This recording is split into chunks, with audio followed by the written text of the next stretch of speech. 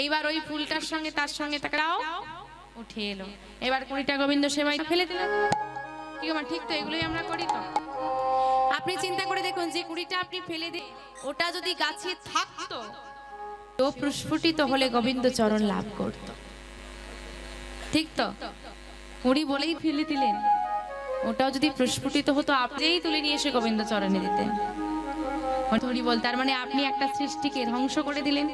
আপনার কি সৃষ্টি করার ক্ষমতা আছে? তাহলে ধ্বংস করার অধিকার কে দিল? হরি বল, হরি বল। ও মা, তাই বলছি তুমি ধরো, দেখো তুমি ফুল তুলতে গেছো, ক্ষতি করতে নয়। এই পৃথিবী কোনো কিছুই সৃষ্টি করার ক্ষমতা আমাদের নেই। আছে কোনো কি সৃষ্টি করতে পারবে? মানুষ সৃষ্টি করতে পারে না, কিন্তু ধ্বংস করতে চায়। এই যে আমরা মানুষ খুন করি, কি গো মা, খুন করি? মানুষ খুন করেন? মানুষ খুন করেন বলে উড়ি বাবা আসতো মহা। মা, ভ্রূণ ধ্বংস করা হয় না? কি গো মা, বহু না তো যে বাইরে খুন করা যায়, একটা ছুরি মারা যা, আর সন্তানকে মেরে ফেলা একই অপরাধ। হচ্ছে তো, করছে তো মানুষ, এখন আইনত অপরাধ, কিন্তু তবু তো বহু জায়গায় হচ্ছে। চিন্তা করুন তো মা, মানুষ হয়ে মানুষকে হত্যা করছি, খুন করছি, অপরাধ কোথায় রাখ? যে নারী যে সন্তান হত্যা করে, পরবর্তীকালে তো তার সন্তান হবে, কেউ না মা বলে ডাকবে। ওই বাচ্চাটা যতবার নারীকে মা বলবে ততবারই কিন্তু সন্তান কি হবে মা, পাপ হবে, অপরাধ হবে। কারণ ওই রমণীকে আর মা বলা চলবে না, সে মাতৃত্ব হারিয়েছে। তাহলে এবার ভেবেছো নারী কত বড় অপরাধ। ও মা, একজন মা যদি হয়, সন্তান ভালো হয়। মা যদি কোনো সুকর্ম করে, তার যেমন অর্ধেক সন্তানকে পেতে হয়, তদ্রূপ যদি কোনো অপরাধ করে, কুকর্মও করে, তার ফলের অর্ধেক সন্তানকে হয়। তার প্রমাণ, মায়ের একটু ভুল সন্তানের জীবন চলে গেল। কে? অভিমন্যু। অভিমন্যু এত ছিল মা, কারোর ক্ষমতা ছিল না তাকে মারার, একমাত্র অভিমন্যুর মাতাকেই সুভদ্রা। ওই সুভদ্রা অভিমন্যু মারা গিয়েছিল।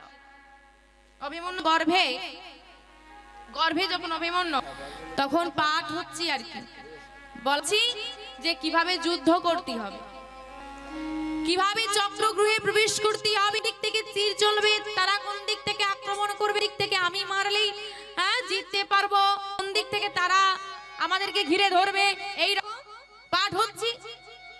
আর সুভদ্রা বসে শুনছে, আর গর্ভে কে? অভিমন্যু শুনছে।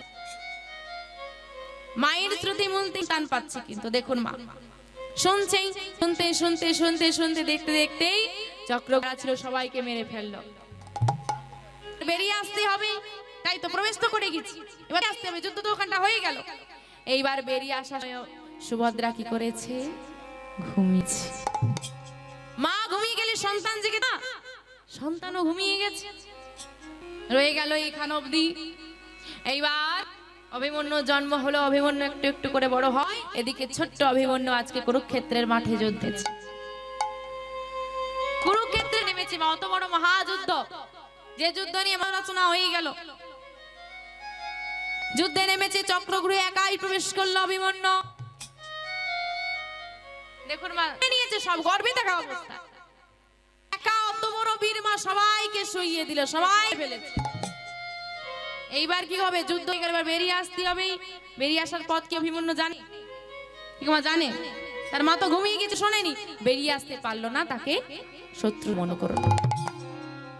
তাহলে আজকে অভিমন্যুর জন্য কে দায়ী? মা। মা যদি ভালো হয়, সন্তান ভালো হবে। মাটি যদি ভালো হয়, ফসল ভালো হবে। মাটি আমার গর্ভে দাঁড়িয়ে মাটি যদি ভালো হতো, সকলের সন্তান ভালো হতো। গৌর হরি বল, হরি হরি।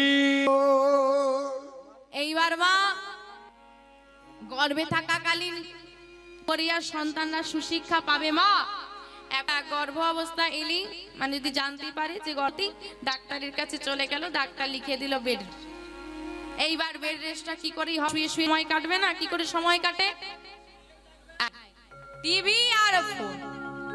টিভিতে কি দেখা হয় মা? সিরিয়াল, মিঠাই। এইবার লক্ষ্মী কাকিমা তোমাদের গেলে নাম বলতে বলেছি, যারা বসে আছে তোমাদের থেকে বেশি, তোমাদেরকে বলতে হবে হরি বল হরি বলো মা। এইবার সিরিয়াল দেখছে, ওটা হচ্ছে মানে কি বলবো ট্রেনিং সেন্টার বলা চলে, যত্ন সহকারে ঝগড়া শেখানো। একটা ছেলের টা করে মানে স্ত্রী আর নারীর 10টা করে স্বামী। এইবার মা দেখছে আর সেও দেখছে,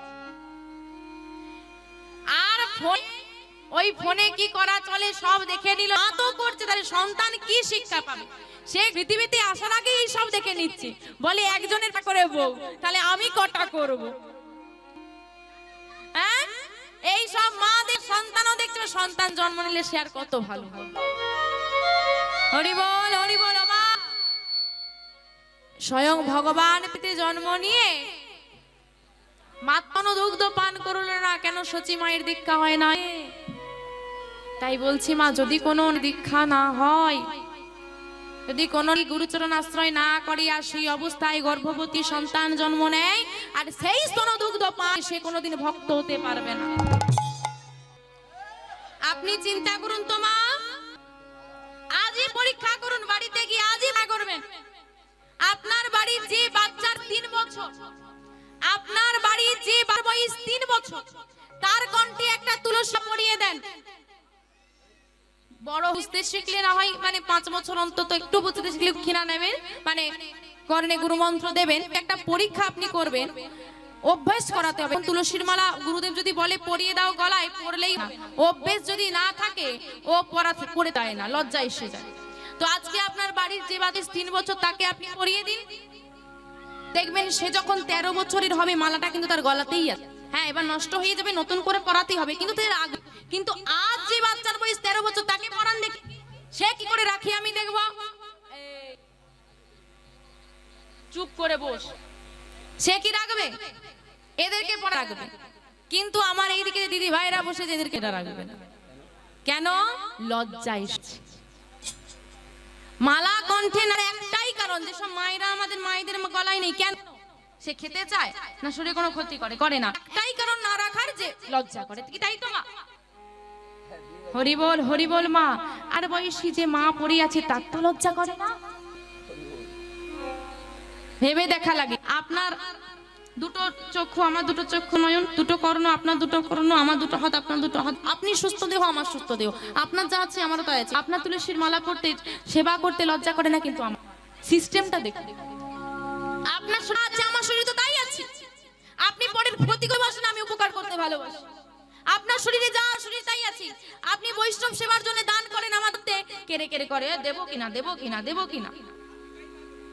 এটাই হচ্ছে মা তফাৎ। কারণটা কি বলুন তো? আজকে আপনি কণ্ঠে তুলসীর মালা নিতে পারলেন না কেন? আপনার লজ্জা করে। ওটা আপনার মাকে গিয়ে করুন, প্রশ্ন করুন যে মা, আমি যখন ছিলাম কেন তুমি আমাকে বৈষ্ণব চরণে ঠেলে দিলে না? মা, আমি যখন ছোট ছিলাম কেন তুমি আমার কণ্ঠে তুলসীর মালা দিলে না? মা, আমি যখন ছোট ছিলাম কেন তুমি গুরু চরণে নিয়ে গেলে না? তুমি যদি আমার ছোটবেলা আমাকে গুরু চরণে ঠেলে দিতে, আমাকে সাধু গুরু বৈষ্ণব সঙ্গ করাতে, আমাকে একটা তুলসীর মালা দিতে, আজকে আমিও সাধু সঙ্গ করতে, বৈষ্ণব সমাজে মিশতে পারতাম। তুমি সঠিক সময়ে সঠিক জায়গায় নিয়ে যেতে পারলে না বলে আজও আমি বাদই রয়ে গেলাম। এই প্রশ্নটা আপনার মাকে করুন। আপনার লজ্জার জন্য আপনি দায়ী নয়, দায়ী আপনার সঠিক সময়ে সঠিক শিক্ষা। আপনি যদি সঠিক শিক্ষা পেতেন, আজকে আপনাকে লজ্জা আর মায়া রাখতে পারতো না। হিরণ্যকশিপু অসুর হলেও প্রহ্লাদ ভক্ত ছিল, তার মাটিটা ছিল উর্বর, কয়াধু মা ছিলেন তো। মা, আপনারা সে ভুল করবেন না, যাতে আজ থেকে বছর পেরিয়ে গিয়ে আপনার সন্তান আপনার দিকে আঙুল তুলে বলে, তোমার জন্য মা আমি ভক্ত হতে পারিনি। আজই বাড়ি তুলসীর মালা কিনে নিয়ে এসে গোবিন্দ চরণে উৎসর্গ। যদি খুব ছোট বাচ্চা হয়, মনে করেন এখন গুরুচরণ আশ্রয় করাতেই পারবো না, একটু বড় হলে দেবো দিন, কিন্তু